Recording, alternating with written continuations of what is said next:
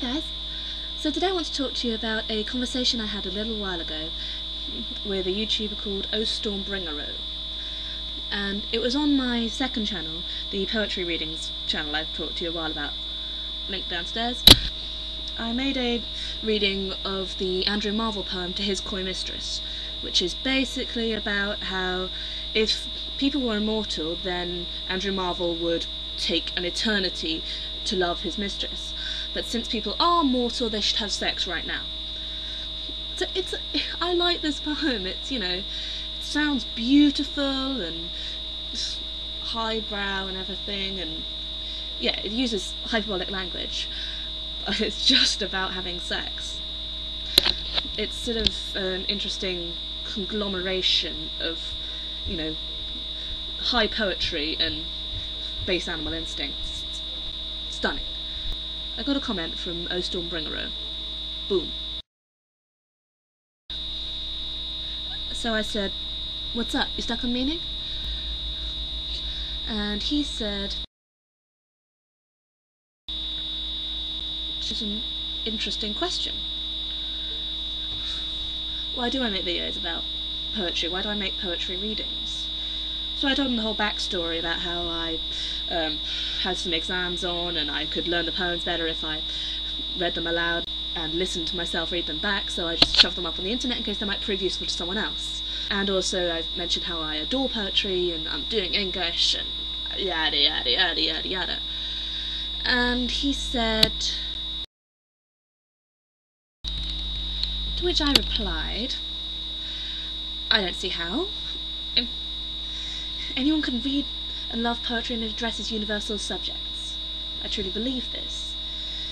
I explained the whole, this poem being about love and connection and sex. Completely things that everyone can feel. It's not about being a different class or a different type of person. I also said, why should I be associated with a poet?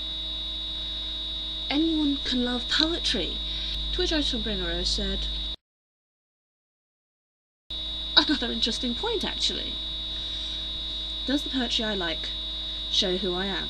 Am I some sex-obsessed, impatient person because I like what Andrew Marvell has to say? If you've scrolled through all the poems on my second channel, you'd find that a lot of them are about love and mortality. But I don't think that really shows you who I am. Isn't everyone concerned with love and mortality? Isn't our life love and mortality? That's what being human is. It's an awareness of those two things. But I didn't say that because I was getting a little frustrated with Stormbringero at this point. So I said, and the conclusion you're drawing about that facet of my personality is that I am a fancy pants. Brilliant. Stormbringero retaliated. It's getting damn dirty now. Okay, at this point, I'm getting tired of this conversation. Stormbringero is clearly not going to change his mind. I decided to go for one more attempt.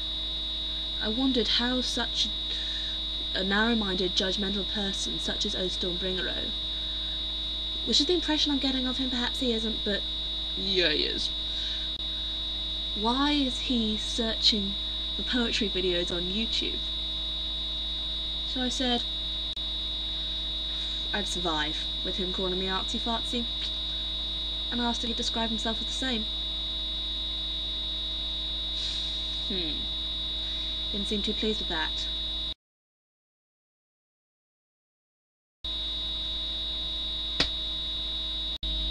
Side note, I'm in the editing process right now and I just realised that I never explained how he knew I look hot in a toga.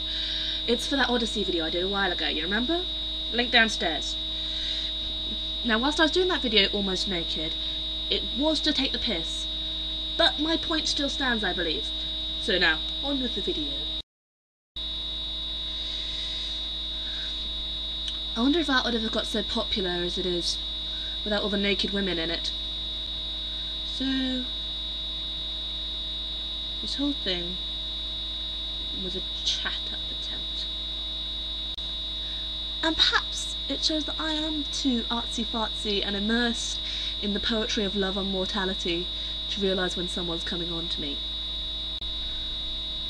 At the end of the day, O Stormbringero had got the point to his coy mistress.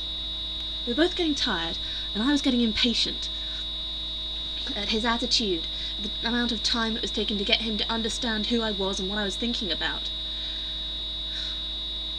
So brought it down to the level of jokes and sex.